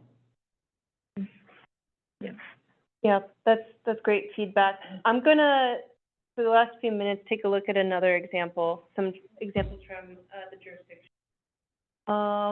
I should have highlighted which one I like the best. Arlington has, more similar geographic features and size to us. Okay. They have a airport that's run by the city. Yeah. Or, I think the airport is run by the city where ours is not. That's the difference, but they're around 20,000. Or do you like this better than the other one? Yeah, this one has pictures and colors, and it's not super. So I'm gonna share this really quick. So this is the City of Arlington's comprehensive plan. And, for me, originally was like, I wanted to use this as a template. They have section 1 here. We are looking at section 1, the introduction and community profile. So we'll keep going through. The other sections aren't included in this attachment, but it lays out all of the comprehensive plan in the table of contents. All of these are listed, but it's not in this document. We are just looking at section 1. I really like that idea of a community profile. Who are we now? What do we expect we're going to be like? What are we trying to, what are we trying to achieve? Yeah, So just set the context, right. Right. not just, I mean, like the, This is us now. yeah, and not just all the, you know, the regulatory procedural stuff, but. Yeah. Yeah, kind of like what we talked about with the housing element. Right. Yeah, okay. So diving in, what is a comprehensive plan? So they gave information on that, the plan framework, organization, the mission, and then the vision. So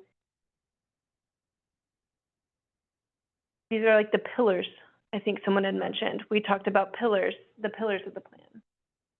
Foundational principles, the sub areas, comprehensive plan books, they call them books, we call them elements. Pardon? I kind of like that, books.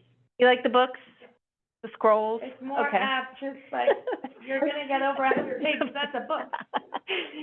Yeah, they are books. I mean, so in 10 years, maybe we'll change it to books. We won't have elements. Well, and elements are earth, wind, fire, and water, don't you know? Yeah. That's right, that's right. And so then here they talk about what goals are, what policies are. They give a statement here, the goals and policies of each book align with the Growth Management Act and the community's vision. And then they have cool historical photos. The purpose of each book, so this would be the purpose of each element. And so then it would talk about the different elements here. Implementation and monitoring, like I was saying, it's a new state requirement. We are now doing every 5 years, checking in with the state.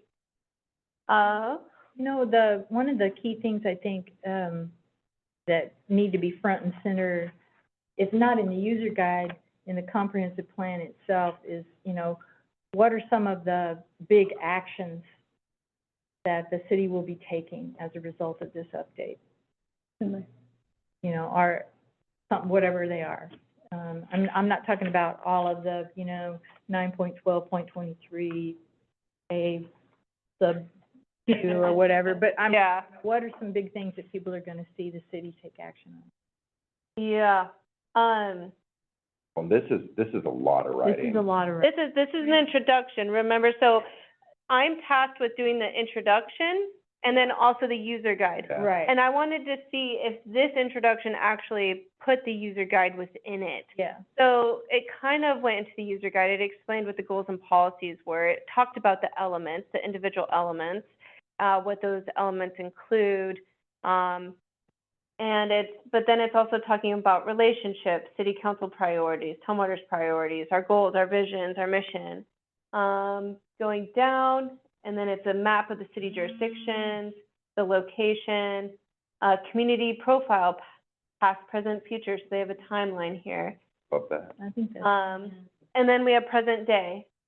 And then we have what did we call it? The profile. The Yeah. profile, so the present day. So talking about the population, demographic information, and future trends, and business stuff, and yeah. A lot of stuff, though. yeah, It's there's a lot. it's a lot of That's stuff. a lot of stuff for a user guide, but it could be in, For an introduction. I want to pull some of that data, because I remember hearing when we were going over the housing data, how data heavy it was. And so if we pull some of that data into the introduction, and it's relevant to all the chapters. I mean, I had to reference some of it for land use tonight, pulling that into the introduction rather than having it. Yeah. Okay, that's good. Thank you for that reminder. Yeah, thank you. We are, right at 9:00, gang. So, fellow commissioners, what would you like to do? End, quit? What would you like? Good if we end for the evening. Is that a motion? I need a motion. That's a motion. Can you actually state your motion? Motion to, end for this evening, to adjourn. Okay, motion to adjourn. Is there a second? I'll second. Great. Thank you. Thank you. My first meeting. Thank you, Grace. That was seconded, that was moved by Commissioner Stack and seconded by, Commissioner Kotek that we adjourn. All in favor of adjourning tonight? Okay. Aye. I am gonna put this with my stuff. Any opposed? Sorry. I think it's. Great. Stop. We are, You're good. I think we're good. All right. Okay, we adjourned. We are Bye, adjourned Grace. and we thank the staff. So it's more of like, this is an introduction for maybe staff or the commission to